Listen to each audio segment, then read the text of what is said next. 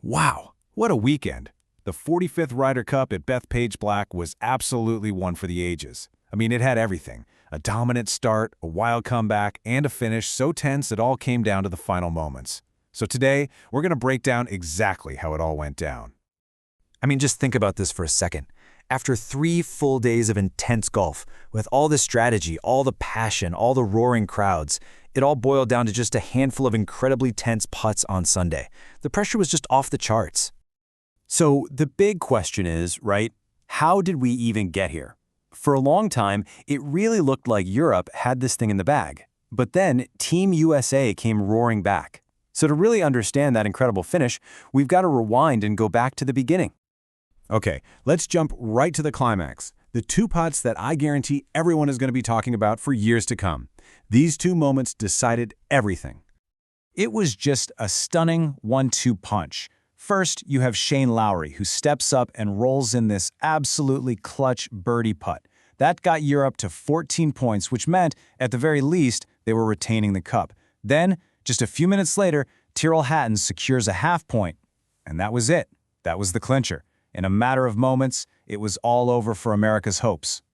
So the final score sheet reads 15-13, a huge win for Europe, their first on American soil since way back in 2012. But, that number, it really doesn't even begin to tell the whole story of just how wild this competition was. To really appreciate that Sunday drama, you have to see what happened on Friday and Saturday. This is where Europe built what looked like, honestly, an unbeatable lead. Man, the European squad, under Captain Luke Donald, they just clicked right from the get-go. Their pairings were genius, their team chemistry was incredible, and they consistently put the U.S. team on its back foot in those early team sessions. And just look at this chart. I mean, that gap is huge. By the end of day 2, Europe had this massive lead. To put it simply, heading into Sunday's singles matches, the U.S. team needed, well, basically a miracle to pull this thing off. But then, Sunday happened. With their backs completely against the wall, the American team came out swinging, and boy was that home crowd ready for a fight. And you really cannot overstate the role of the crowd here. Bethpage Black was just a cauldron of noise. You had these massive galleries lining every single fairway, and the roars for every U.S. putt were deafening. It was an intense atmosphere that absolutely energized the American players. And America's stars, they absolutely stepped up. Scottie Scheffler grinds out a tough win against Rory McIlroy. Xander Schauffele comes up with a huge statement victory. And all of a sudden, you look up and the U.S. is winning matches. The scoreboard is getting tighter, and you could just feel that momentum shifting.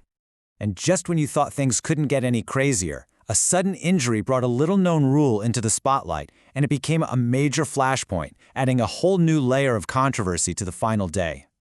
So, Sunday morning, the news drops. Viktor Hovland, one of Europe's best players, is out. He has to withdraw from his match with a neck issue. This completely out-of-the-blue situation forced a really old, kind of obscure, and controversial Ryder Cup rule into play. Okay, so here's the deal with this envelope rule. It's kind of wild. Before the matches start, each captain secretly writes down the name of one guy on their team and puts it in an envelope. If someone on the other team gets injured, like Hovland did, they open the envelope. That player sits out, and the match is automatically called a tie, a half point for each team. The bottom line is, it had a massive, direct impact on the points race.